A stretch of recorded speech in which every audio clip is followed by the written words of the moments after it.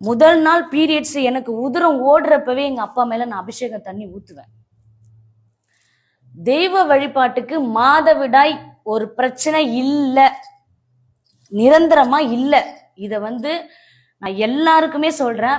பெண்களே, பெண் பிள்ளைகளே, உங்களை நீங்களே வருந்திக்காதீங்க.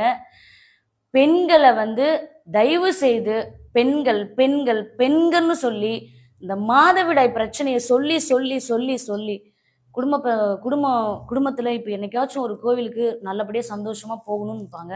அன்னைக்கு அந்த பிரச்சனை, அந்த பொண்ணுக்கு மாதவிடாயா இருக்கும். அத்தனை சொல்லு, இந்த நேரத்துலதான் நீ வருவியா? அது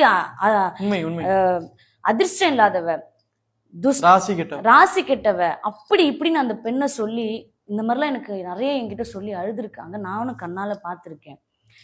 நான் எப்படி இப்ப இத சொல்றேன்? உறுதியா மாதவிடாய்க்கு என் 18ஆம் படி கருப்பன் தடை இல்லைன்னு நான் எப்படி சொல்றேன் அப்படின்னா,